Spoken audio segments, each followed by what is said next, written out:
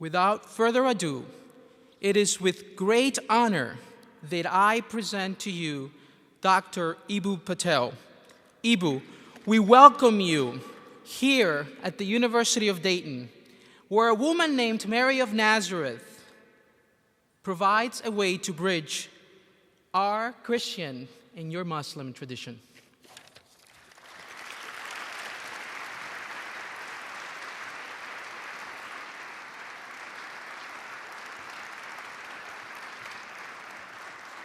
Bismillahirrahmanirrahim. Hey, it's cold outside, but this stage is smoking from that last performance. Thank you so much to those dancers and to the musicians that we heard.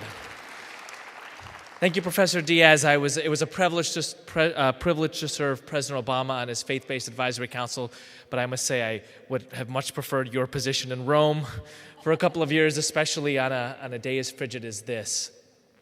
Provost Saliba, I will long remember the conversation we had about a year ago where you said you took great pride in being a part of a Catholic university that welcomed its Muslim students. And I have to tell you that more than one provost at a Catholic school has told me that.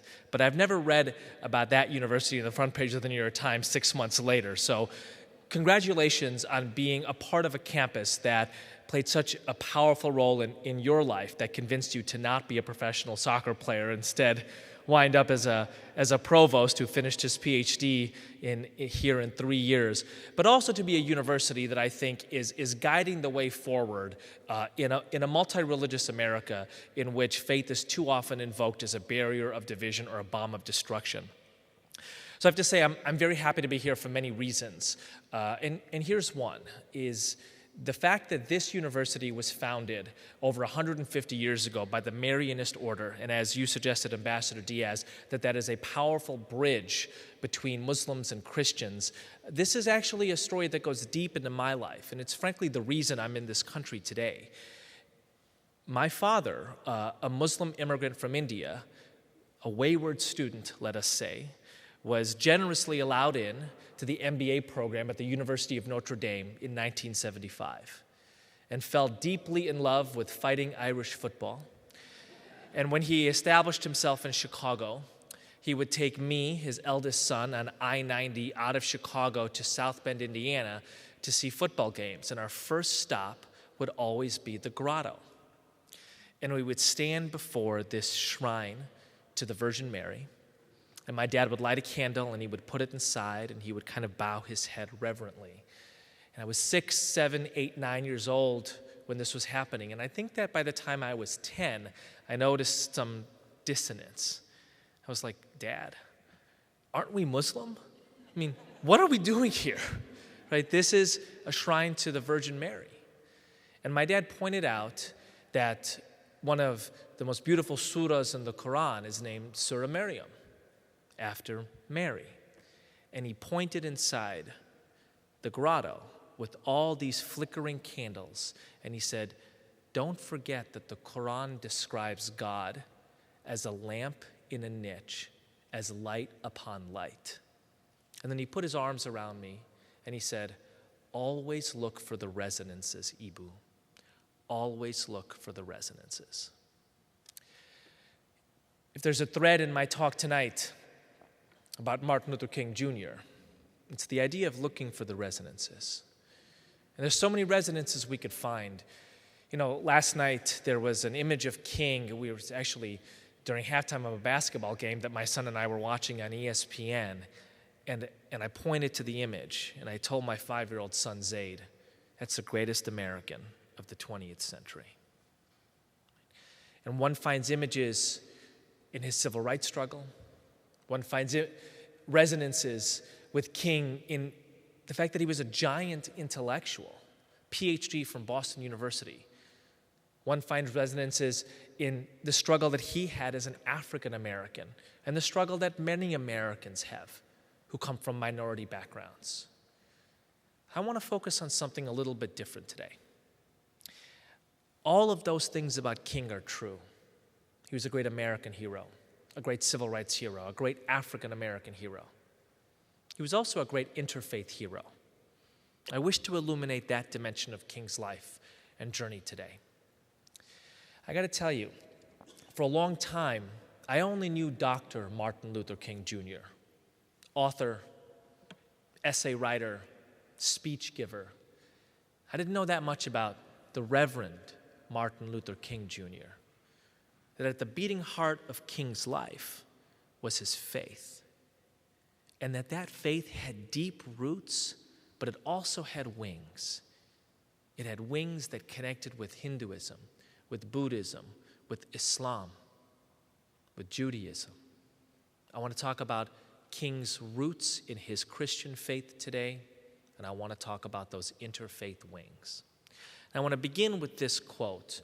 For me, one of the most inspiring quotes of King's life. He says, many people want to make of me many things, but in the deep recesses of my heart, I'm a Baptist preacher. I'm the son of a Baptist preacher. I'm the grandson of a Baptist preacher. And higher than any other commitment that I have, than a commitment to race or nation or creed, is my commitment to Jesus Christ as the Son of the living God. Imagine this young man, 21 years old, prince of the black church, raised in that black Baptist family in Atlanta, Georgia, grown up in Ebenezer Baptist Church, went to Morehouse College, Black Baptist School in Atlanta. Imagine him, the year 1950, going to see a great black intellectual named Mordecai Johnson give a talk on the topic of Christian love at Fellowship House in Philadelphia. Martin Luther King Jr., seminary student, 21 years old, looking probably for more illumination on the life of his master, Jesus Christ. So imagine what must have been going through King's head when Mordecai Johnson, who had made trips to India, uses as the embodiment of Christian love in that lecture the example of Mahatma Gandhi, a Hindu from India. I mean, the more I think about that story, the more I think to myself, I wouldn't have faulted King for getting up in that lecture hall and walking right out. Raised in an environment of largely people of his own faith and of his own racial background, taught to believe in the fullness and probably the exclusivity of truth and beauty in the Christian tradition, hearing a great black preacher and intellectual saying, there is something of beauty, there is something of truth, there is something of inspiration to be considered in what Mahatma Gandhi did in freeing a nation from British rule nonviolently. What King actually did that night was he asked himself the question, if Hinduism could inspire Gandhi's Satyagraha movement, his love force or truth force movement, might I not take a second look at Christianity and ask the question, what are the resources? What's the scripture, the stories, the heroes, the moments, the theology of nonviolence within my own tradition? King says that he goes out and buys a half dozen books on Gandhi that very night. And I have this image of King back in his seminary library, a half dozen books of Gandhi on his left, and a half dozen books from the Christian gospel and tradition on his right, Niebuhr and Tillich and the Bible. And he's reading across in between them, asking the question, what is it in Christianity that would give me the same strength, the same vision, the same focus as Hinduism gave Gandhi? He was looking for the resonances. And 5 years later, in December 1955, when Rosa Parks doesn't give up her seat on that famous bus in Montgomery, Alabama, and E.D. Nixon and Ralph Abernathy and the senior African-American leaders of Montgomery have this sense that they need a newcomer to lead the Montgomery Improvement Association. They look to King. And the young man, 26 years old, takes the challenge on. And he thinks to himself that this is what Gandhi managed to do in the Salt March in Gujarat in India. And he thinks, what if we refuse nonviolently, with all good faith, with all brotherly love, to ride the buses in Montgomery until they do the smallest matter of dignity, allow us to sit equal to our brothers and sisters who are white. For 380 days, the African Americans of Montgomery walked to work. Now, when we read about this in high school, it's one of those history passages that says black folks walked to work for a little bit and then they were given all their rights. That's actually not how it happened. 380 days, death threats, suicides, a lot of lost jobs, a lot of swollen feet. There's this moment in that time when King was approaching the podium of a church to give one of his nightly lift your spirits addresses, and he could see his colleague Abernathy fidgeting at the side, and finally he calls Abernathy over and says, "What's going on?"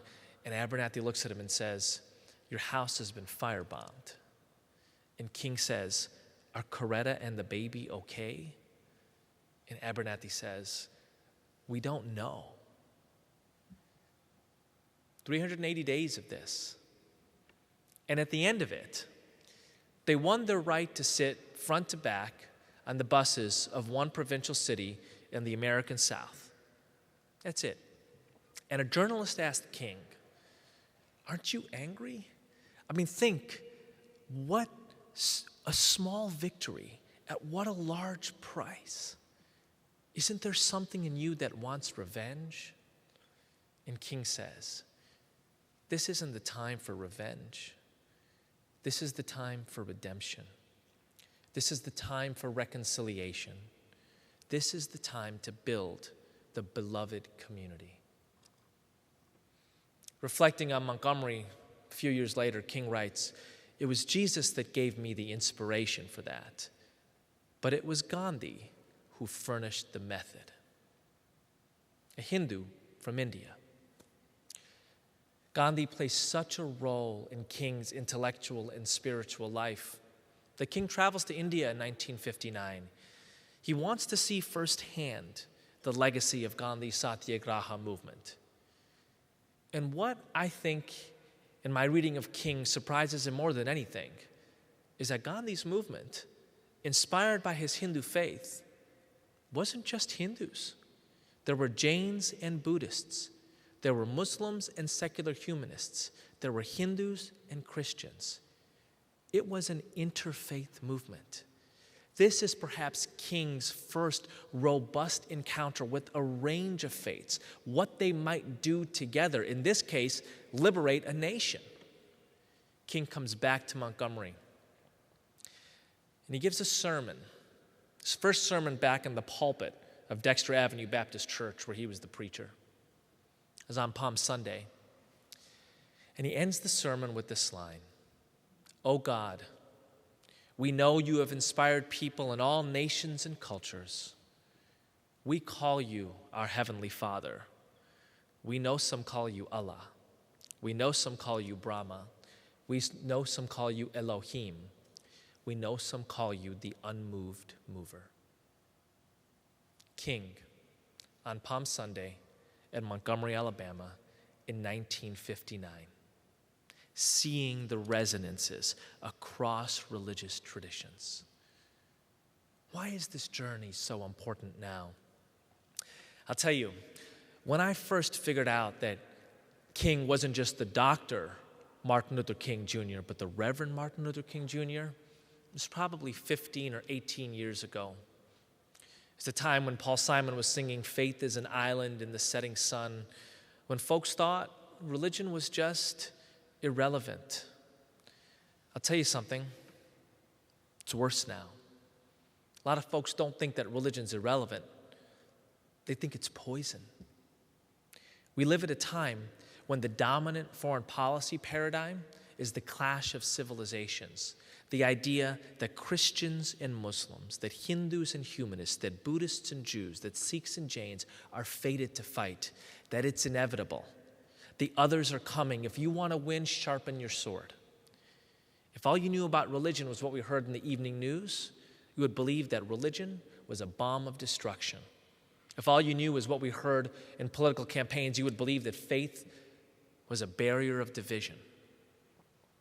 Our task in the early 21st century in America, the most religiously diverse nation in human history, the most religiously devout nation in the West at a time of global religious conflict, is to make of faith a bridge of cooperation.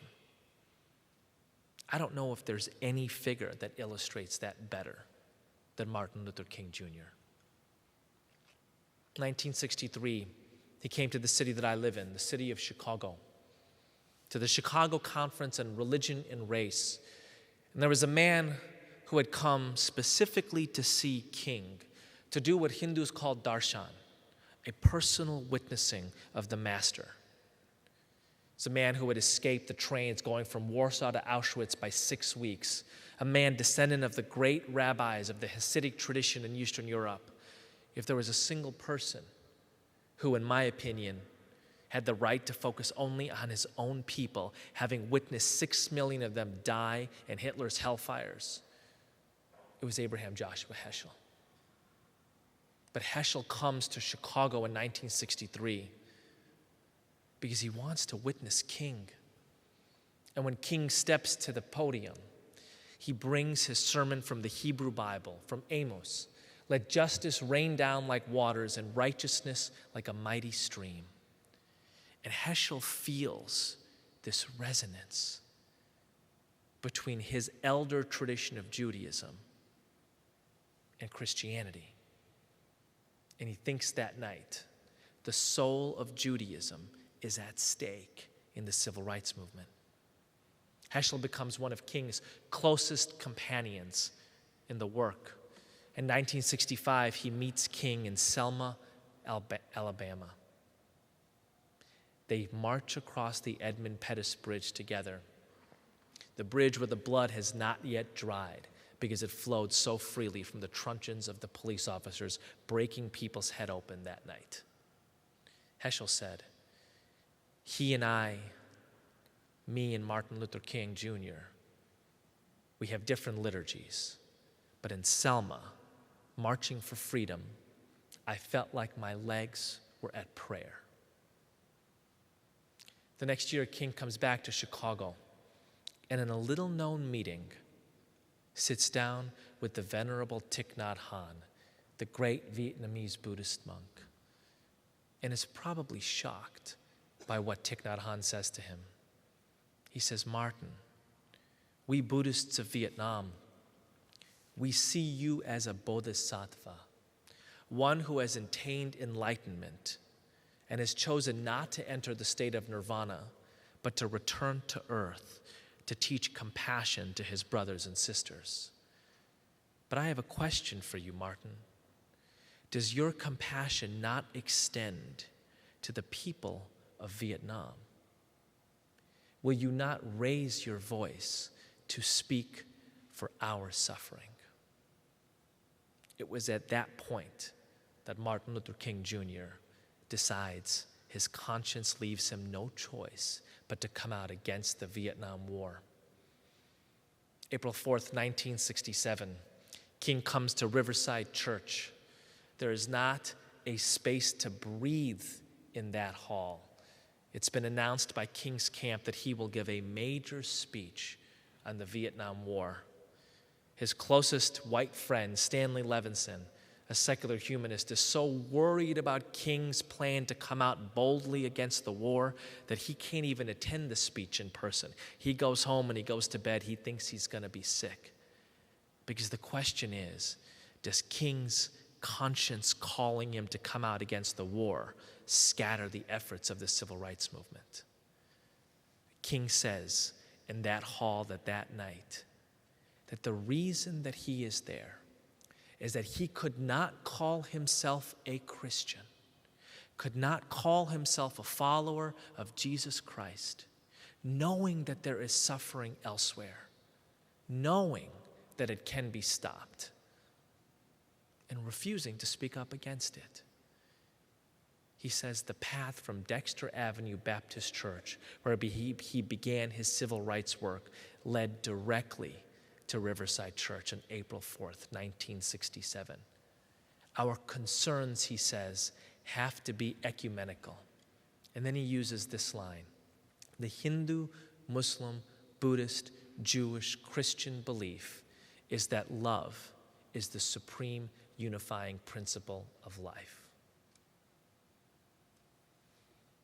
Here is the interfaith king, a man who on the one hand will say that the highest commitment that I have is to Jesus Christ as the Son of the living God.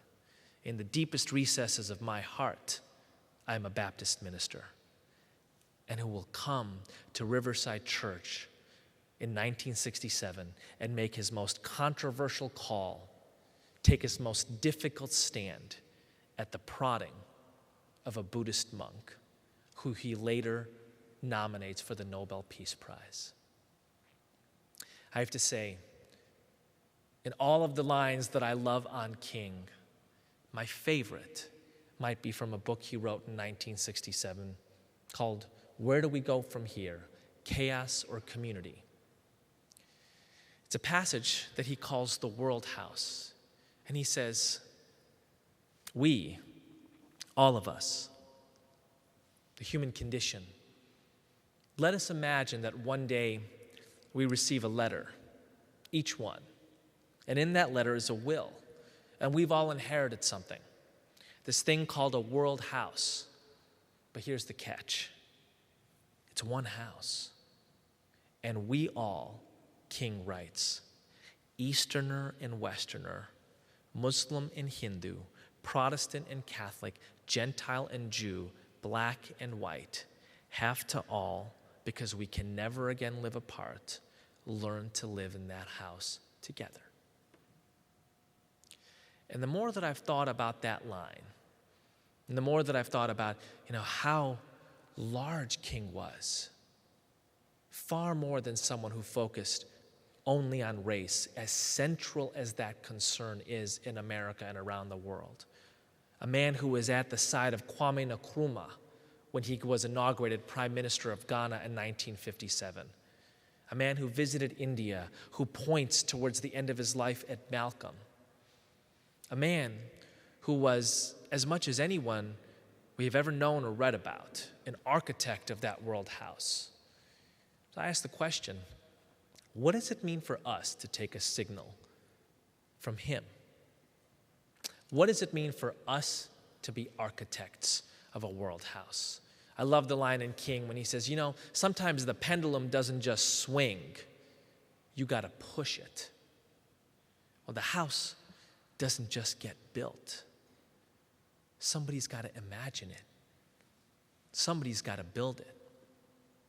What does it mean to build a house that all of us, because we can never again live apart, can live in with each other together?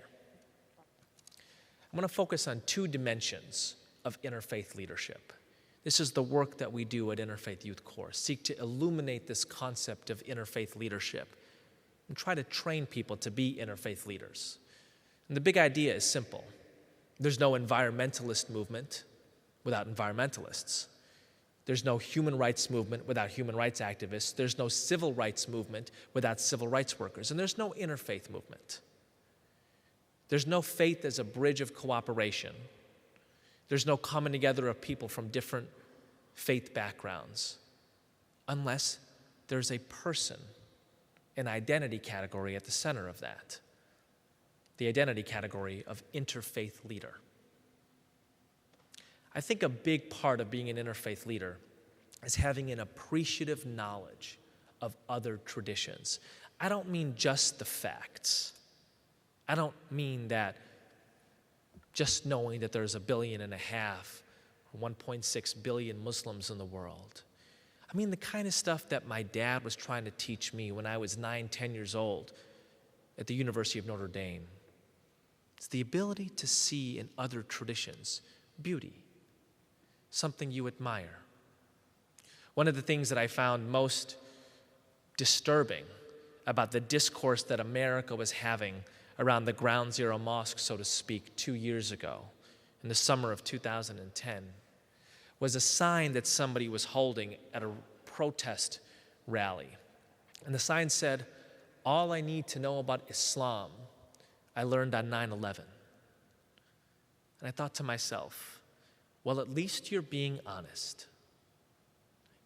But really, you're going to reduce 1.6 billion Muslims? You're going to reduce over 20% of the human condition? You're going to reduce a 1,400-year-old tradition to that mourning? To that terrorism? You want to know nothing else. You don't want to know Rumi. You don't want to know that the core value in Islam is mercy. The classical Muslim scholars would teach their students, if you are merciful to those on earth, the one who is in heaven will be merciful to you. That the Prophet Muhammad, may the peace and blessings of God be upon him, it is said in the Quran, was sent to be nothing but a special mercy upon all the worlds.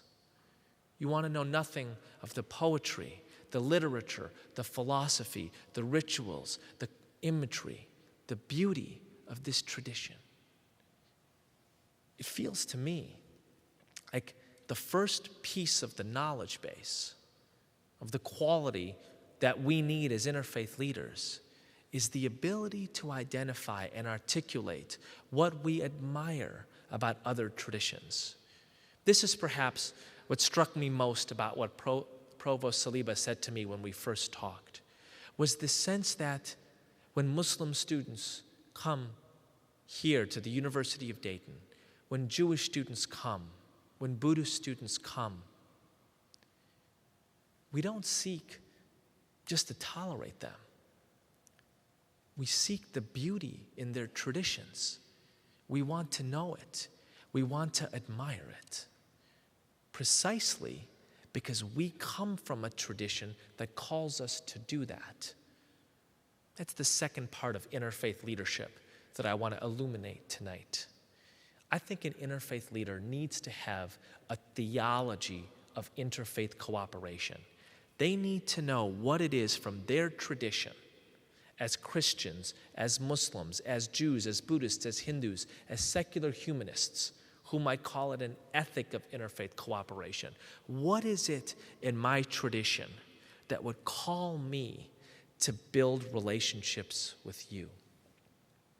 There is this beautiful story of an American pastor based in Europe during World War II, and his home church sends him money so that he might come back to America and celebrate Christmas with his congregation here. And he uses that money to help a group of Jews escape Hitler's hellfires. And one of his congregants is angry about it, and she writes him a letter and says, "How could you use the money for a purpose other than that which we gave it to you for? And they weren't even Christian," she adds. And he writes back, "Yes, but I am. It's precisely because I am Christian that I use the money to help a group of Jews find safety. It is precisely because St. Francis of Assisi was Catholic that in 1219, during the Fifth Crusade, he travels from Italy to the Middle East to meet with the Sultan. And they speak not of war, although Christians and Muslims at that time were involved in a terrible war. They speak of beauty. They speak of prayer. And it is said that the daily Franciscan prayer practice comes from that meeting between St. Francis and the Sultan, when the Sultan explains to him the 5 times a day that Muslims pray. Theology of interfaith cooperation. It's at the heart of all of our traditions. It is not marginal. I want to share with you a story from the Christian tradition that inspires me so much. I teach at Catholic colleges and seminaries quite frequently, and whenever I ask my students, what's your favorite story from the Christian tradition? 4 out of 5 will say, I love the story of the Good Samaritan. So I went back and I read it over and over and over again. And what I discovered in that story, the heart of your tradition, is it's an interfaith story. The lawyer asks Jesus, how do I attain eternal life? And Jesus says, you know the answer to this question. Love God and love your neighbor. And the lawyer, being a lawyer, my wife is one, I can see this happening, says, well, who is my neighbor? And Jesus tells a story. He tells a story about a man left by the side of the road from Jerusalem to Jericho. And 2 people pass him by. 2 people who are leaders in his own faith, the priest and the Levite. Another man stops, dresses the injured's wounds with oil and wine, puts him on his mule, takes him to an inn, stays with him, nurses him through the night, gives the innkeeper 2 days' pay, and says, if this man needs help beyond these 2 days' pay, I will come back and give you more. Go and do likewise, Jesus says. What is the stunning part of the story? That it was a marginalized person who did the stopping, that it was an other. But what's the definition of the other in the Good Samaritan story? Remember the other Bible story? The story of the woman at the well? The woman who was a Samaritan, where Jesus registers his disagreement with Samaritan theology? Who was the Samaritan? The Samaritan was someone from a different religion. Jesus is telling a story about 2 people from the same religion who passed their co-religionist by, and a man from a different faith, a marginalized faith, a hated faith, stopping to help. And he tells his followers, go and do likewise. That's an interfaith story. That's part of a theology of interfaith cooperation. Those same stories are at the heart of my tradition of Islam. Here's maybe my favorite. In the year 610, we Muslims believe, a merchant from Mecca named Muhammad went on his daily pilgrimage, on his annual pilgrimage during the holy month of Ramadan, where he would pray, he would give alms to the poor, he would fast.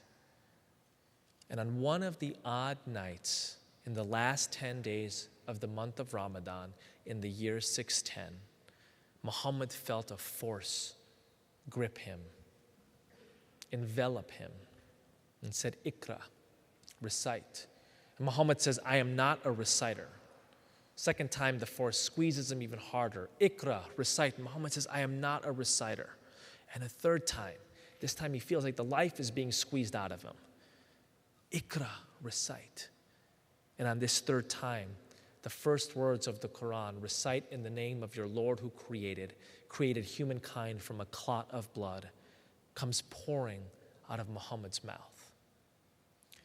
And there are traditions that say that Muhammad wasn't quite sure what had happened to him. He was actually afraid.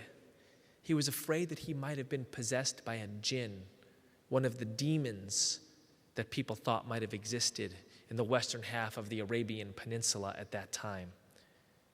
And some of these traditions say that Muhammad went to the person he trusted most in the world, a person he held in the highest regard, his wife.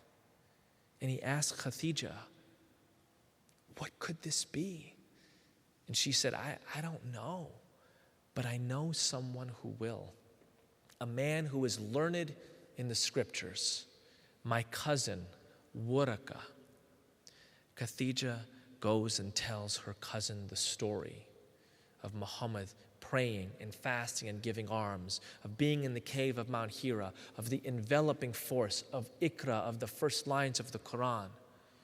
And the next time Waraka sees Muhammad in the square in Mecca, he goes and kisses him on the forehead and looks him in the eyes and says, "Verily, the prophet of your people has arrived."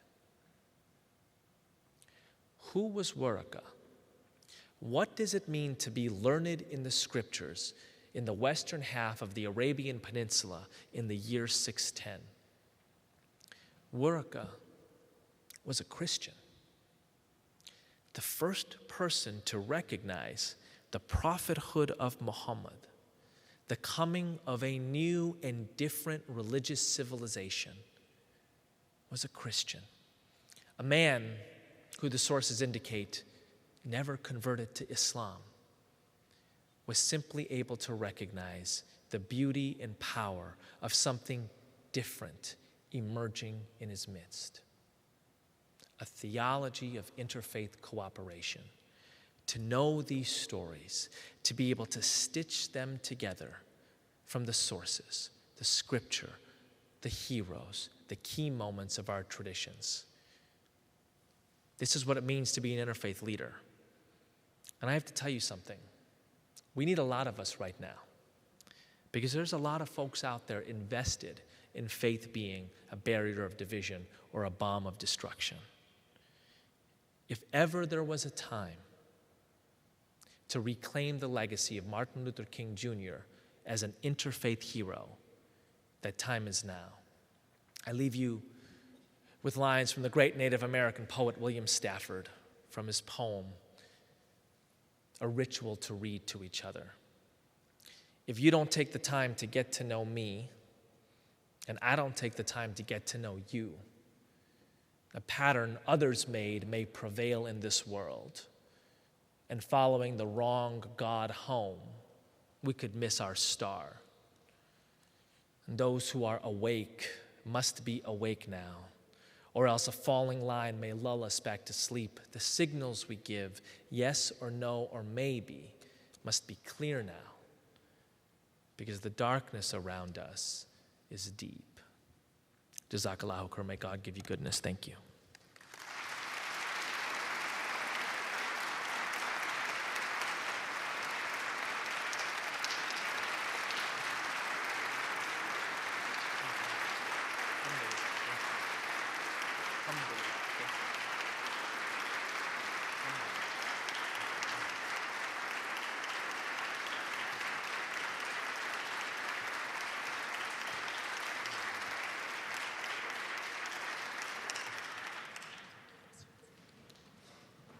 Thank you so much, Eboo. We have some time now for questions. There is a microphone at the front of the center aisle and each of the side aisles. So take just a moment to gather your thoughts, and then we'll entertain some questions.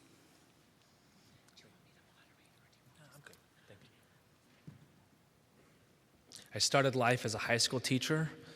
I'm quite comfortable calling on people, especially people who look like college students. So I'm hoping that we'll see some raised hands in the audience. Yes, sir. Tell me your name and what you do on campus or in the community. Brandon Towns. Is it on? Okay, Brandon Towns. I'm actually a graduate student. Great. I'm actually student teaching. So nice. Cool. Great. My question is Universalism important to interfaith? That's a great question. So I view Universalism as one kind of theological position or community at the table, so to speak. Here's what I mean by that. I view the definition of interfaith cooperation as building relationships between communities who orient around religion differently. What that means is, by definition, they disagree with each other. And they disagree with each other on major things, like who gets saved, like whether Jesus was the Son of God or was the prophet of God. These are significant things, and I don't think interfaith cooperation is about agreement on those things or universalism, and I consider those two synonymous. Agreement on major spiritual matters is universalism.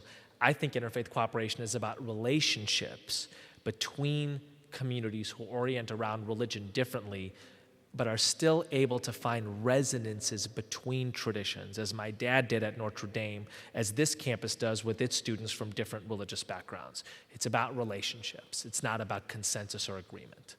Thanks for your question.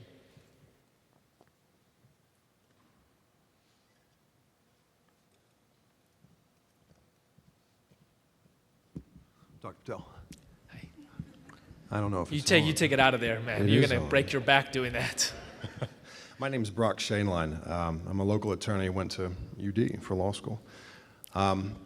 Many of the people that I know who would say that they have some type of aversion to what you would call interfaith community or pluralism, many of them will cite scriptures Yeah, right. from each of the Abrahamic monotheisms as their reason for Yeah. their aversion. Right. And given that some, and I think they can make a good argument for this, that each of those books makes an exclusive claim to its own infallibility, do you see that as, well, strict adherence to Scripture Yeah. as being facilitative of interfaith community, or do you see that as being an impediment? What a great question. Thank you for that. I have to tell you that, and this is a true statement, I'm not just lauding you because you're a UD alum, but I don't think I've ever heard that question asked so clearly and so precisely, so I want to thank you for that 100%. So listen, religious traditions say different things about people from other religious traditions. There are passages in the Quran which say, kill the unbelievers. And there are passages in the Quran which say, we made you different nations and tribes that you may come to know one another. In other words, diversity is a holy blessing from the divine. There are passages in the Bible where Jesus says, I bring the sword. And there are passages in the Bible where Jesus says, there are sheep that are not of my flock. Right? So the question is, and this is why we focus at IFYC on a theology of interfaith cooperation. The question is, what are we going to emphasize? Right? Which dimensions of our traditions are we going to say, that is what we want to make real on earth? And this is where theology comes in. Theology is a reading of the key sources of a tradition and saying, here's the most authoritative, or the most relevant, or the most useful stitching together of these various things. So one of the people that I find very useful on this, and by the way, Catholic theologians have done this in the Christian tradition.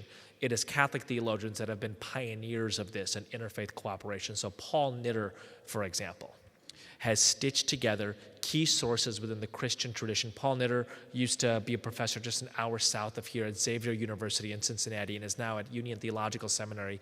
But one of the pioneering and most important Catholic theologians in saying the Catholic tradition calls us to be in positive and just relationship with the religious other. Maybe the most famous theologian, Catholic theologian of the 20th century is John Courtney Murray. And it was Father Murray's work that lays the intellectual foundation for the Vatican II conferences of the 1960s, a rethinking of the Catholic tradition in light of the new realities of the middle of the 20th century. So I think the question is, it's not so much about a literal reading of Scripture, right? What would it mean to literally take the sermon, to take the Sermon on the Mount literally? It would be beautiful. It would change all of our lives dramatically if we were to literally live the Sermon on the Mount. Right? This is what Dorothy Day and the Catholic Workers said that we ought to do, which was what made her, in my view, such a hero. Which dimensions of our tradition do we believe are most salient and relevant and ought to be created on earth? So I want to give you a theologian, a Muslim theologian that I find particularly useful on this. His name is Khalid Abu al-Fadl. He is a professor of Muslim theology, of Islamic theology at UCLA. And he has this beautiful essay called The Place of Tolerance in Islam. It's 15 pages long. If there's one thing you read on Islam, read this. The Place of Tolerance on Islam.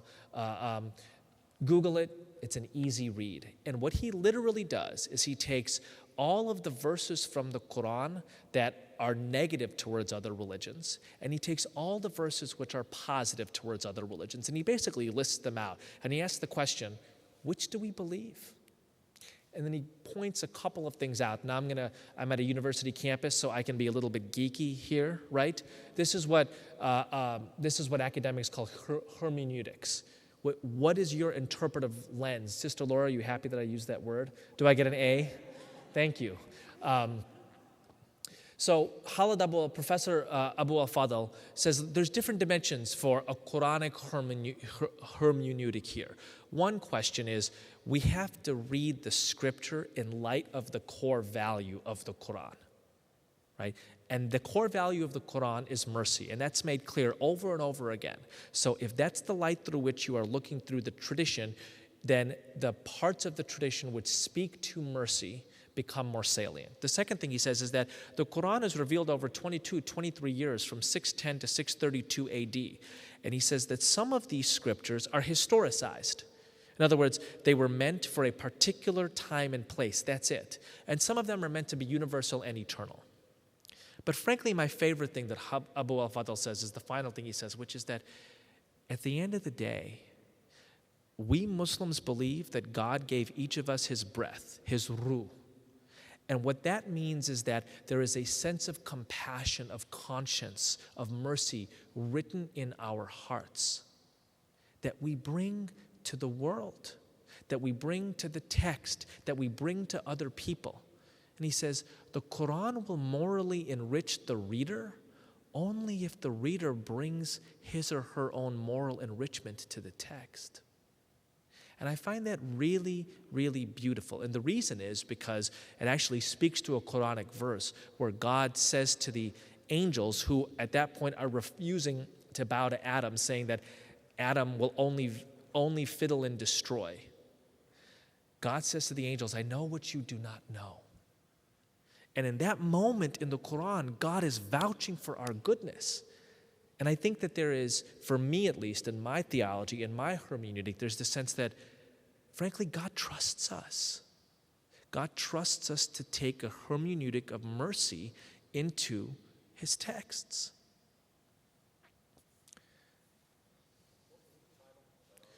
The place of tolerance in Islam.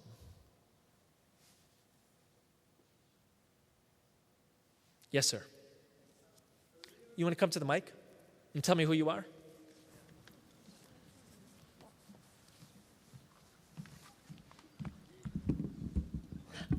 I'm Iray, and I'm a freshman here. Great. So earlier you said the house don't just get built, someone need to imagine it, someone need to build it. May you demonstrate how your vision of the interfaith society? How we reach the interfaith society? Yeah. That's a great question. Thank you for that. So, I'm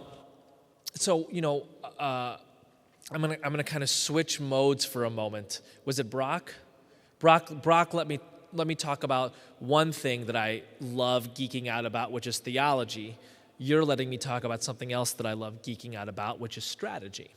So, I am blessed to lead an organization called Interfaith Youth Core. My colleague Katie Baxter is here with me. And, as an organization, we have something called a theory of change. And our theory of change really focuses on college campuses and college students.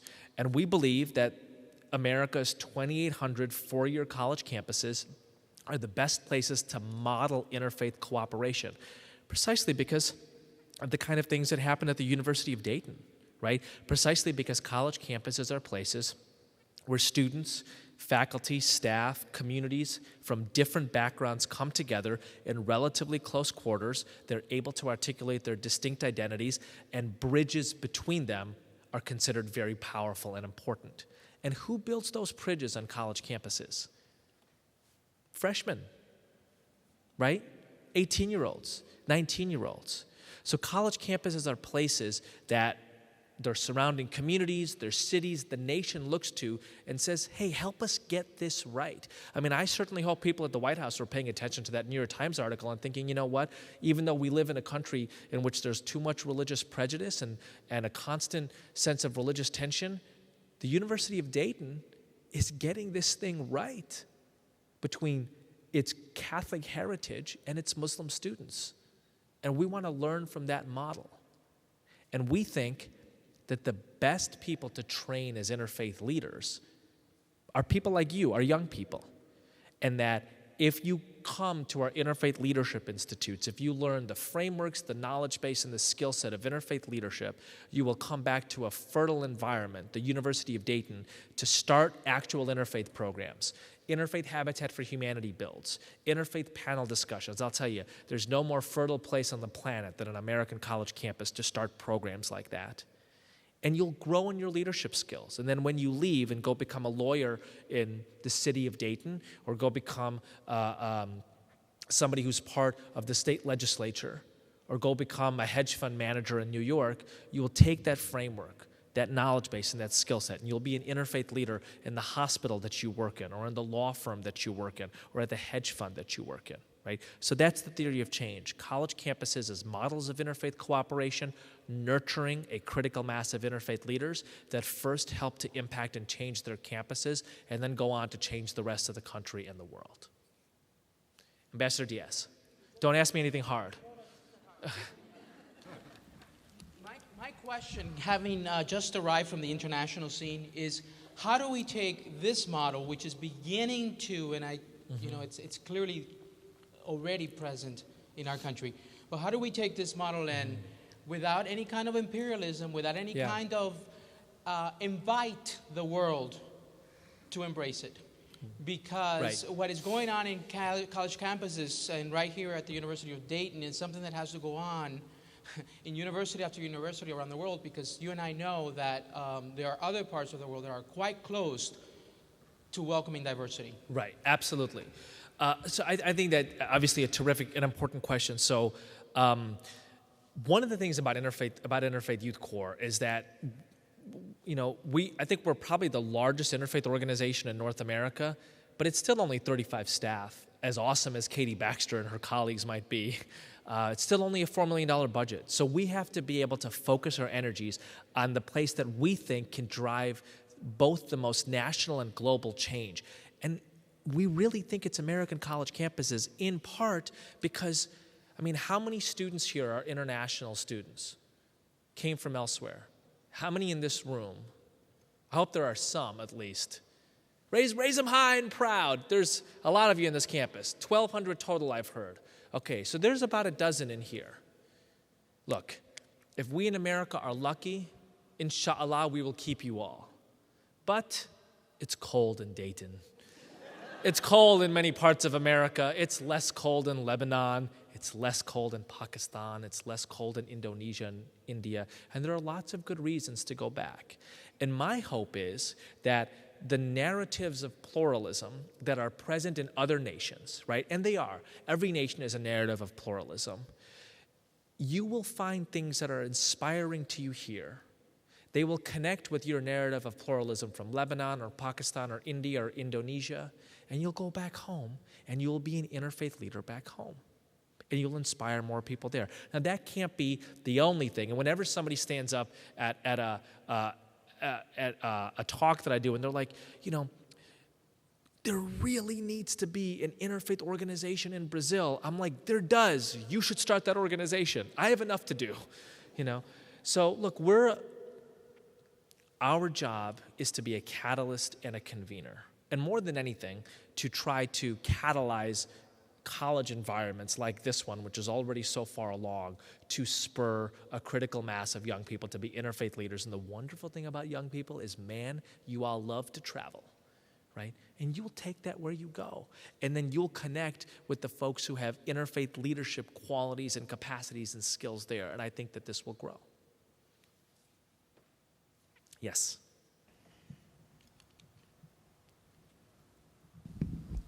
My name is Ruqayya Islam, and I'm a graduate student here. Walaikum assalam. Do you provide training like the Muslim Public Affairs Council does, youth seminars and workshops and week-long training programs? We do, actually. Thank you for asking me that question. I feel, did Katie set you up to this? That's So actually, what we view ourselves, more than anything, we view ourselves as a training organization, right? And I think to myself, Rosa Parks didn't just feel tired that day. Rosa Parks was trained as a civil rights worker by a place called the Highlander Folk School in Tennessee. Great place, right? That trained a critical mass of civil rights leaders and workers. We view ourselves as more than anything a training organization that trains college students to be interfaith leaders, and we host 4 Interfaith Leadership Institutes a year. We've actually got one coming up Friday in Atlanta, so I will be in a warmer place in a couple of days, where we'll have 150 college students from probably 50 college campuses going through a very intensive 3-day Interfaith Leadership training program, which focuses on the frameworks of interfaith cooperation, the knowledge base, and the skill set, and they will come back to their campuses and lead a series of events called the Better Together campaign, which are basically interfaith service and dialogue events. Right? So that's what we do as an organization, and we have a staff of 10 or 12 people who create those institutes and then support the students on 120-some campuses who go back and lead those programs. So, we're hoping, Sister Laura, to have some Dayton students come, right? If the weather keeps up, there will be a plane full of you all heading down to Atlanta. Yeah, our mothers didn't raise us, stupid. We have our January Institute in the South every year. I think we have time for 1 or 2 more questions before the book signing. Yes, sir. Where was it? Here.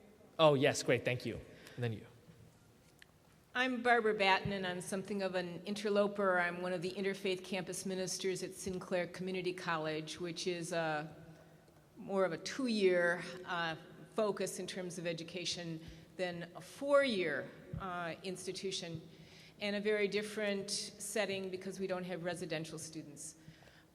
However, my concern relates more to a general understanding of what's happening in campus ministry around this country. And there seems to be, from my experience, a growing divide between people who are moving into a very specifically oriented interfaith model for campus ministry. I attended the Global Chaplains Conference in June of last year. My favorite workshop was Hindus, Sikhs, and Jains, oh my, why campus ministry will never be the same. And that's one flow in the channel of campus ministry. And I find it very hopeful.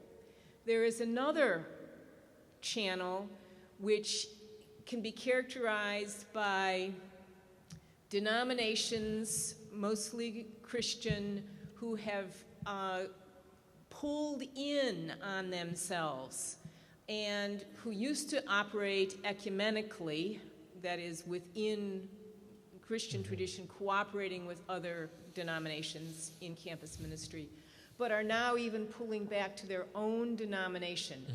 And out of fear or identity crisis of their own, are not willing to move in a direction which honors, encourages, and here's the key word, funds anything that is focused in interfaith dialogue, conversation.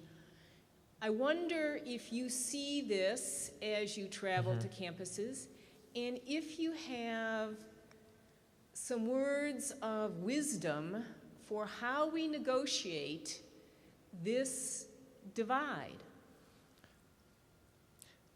That is a very specific question.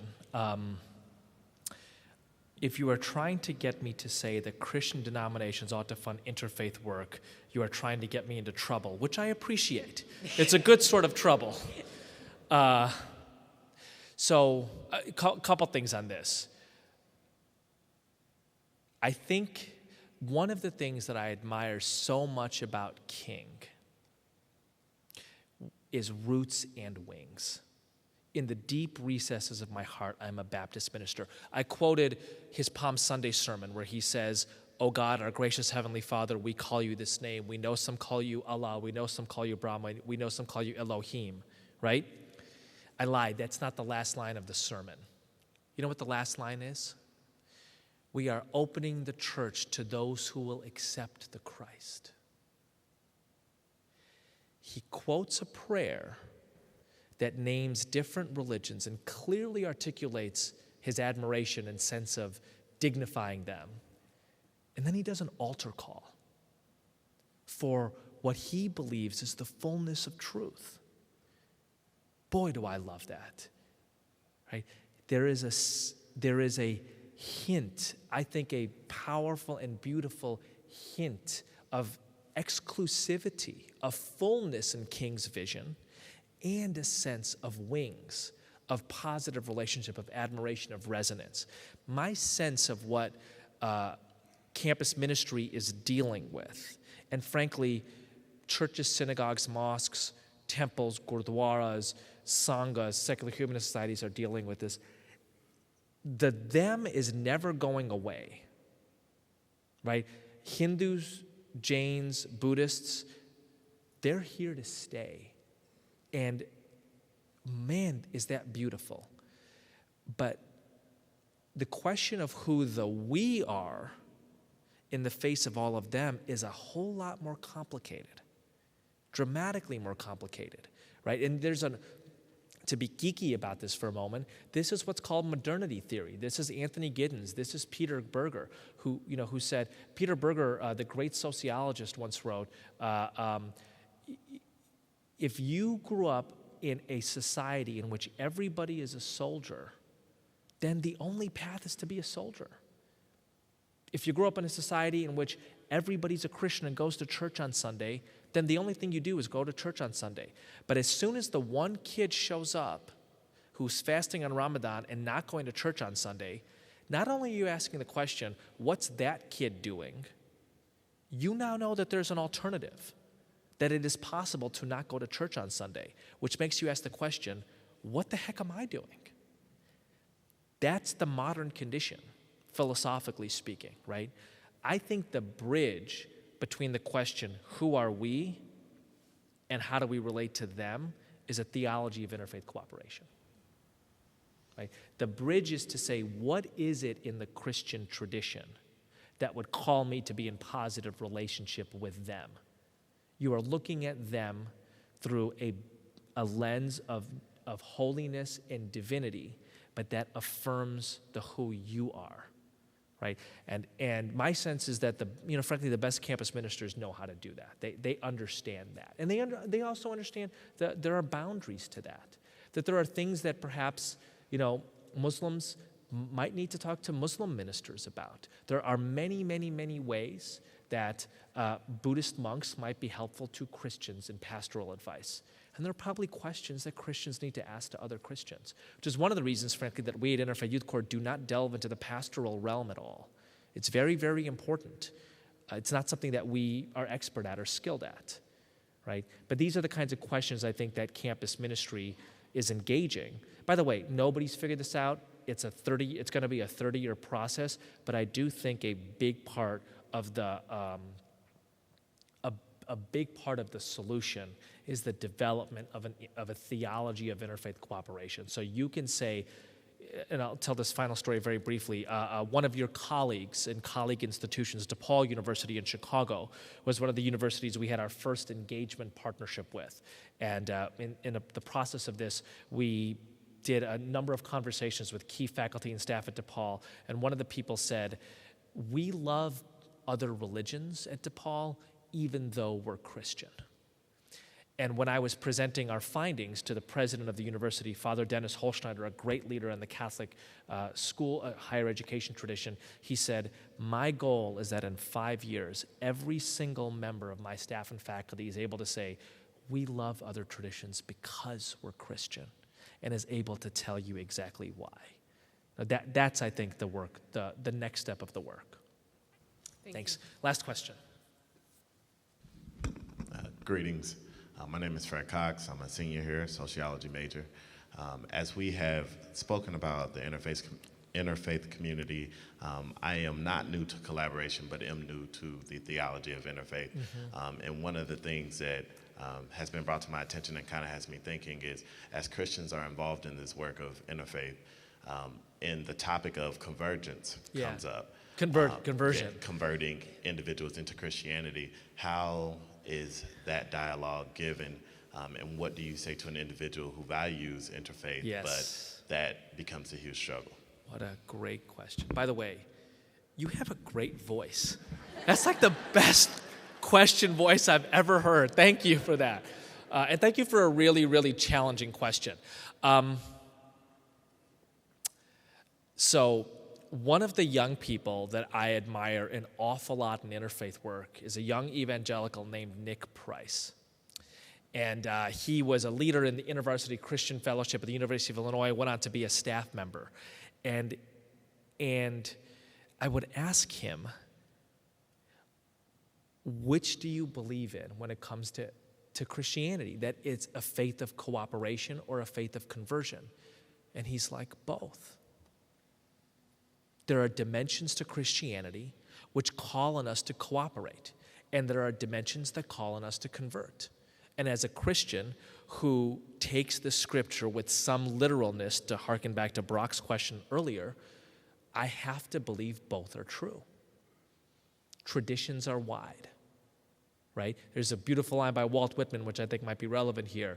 Do I contradict myself? Very well, then, I contradict myself. I am wide, I contain multitudes. Well, if Mr. Whitman could contain multitudes, well, certainly a 2,000-year-old tradition like Christianity can contain multitudes. And it makes perfect sense, right? It makes perfect sense that there are dimensions of a tradition that say we grow by converting others and we cooperate with others. And the big question is, what is appropriate? Which path is appropriate for which space?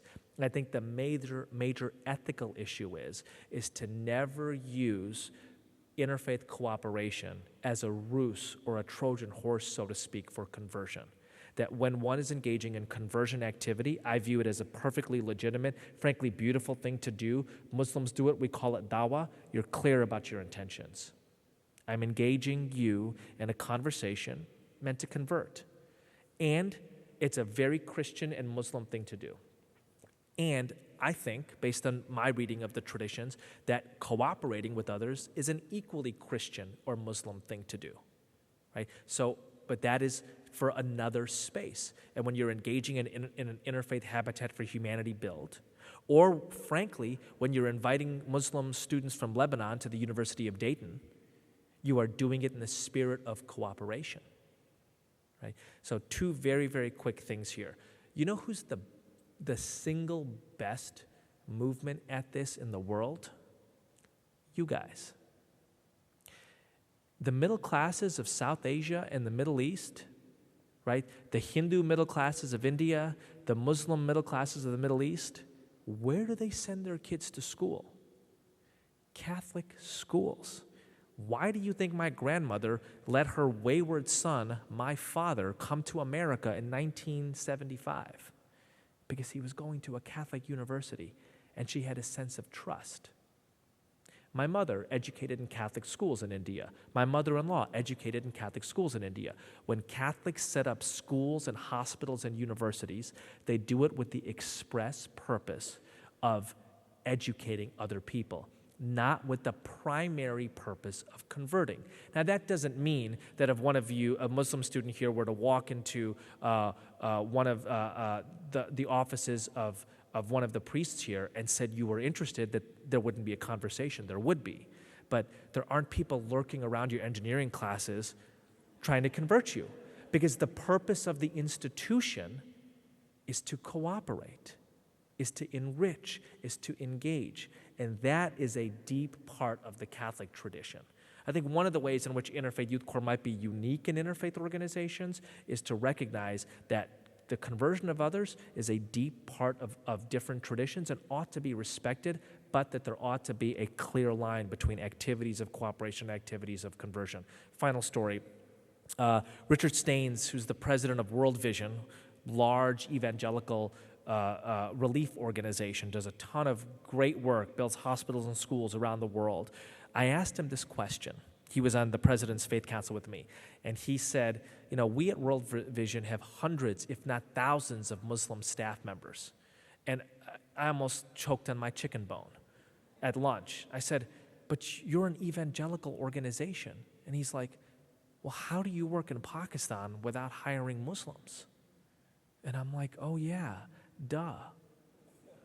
And the Muslims of Pakistan working for World Vision are not working to convert to evangelical Christianity. They're working to build hospitals and schools. And World Vision, like the University of Dayton, like Catholic hospitals in India, like St. Xavier's College in Bombay, where my mother went to school, they have a clear line between activities of conversion, legitimate and important and holy, and activities of cooperation and enrichment, legitimate and important and holy.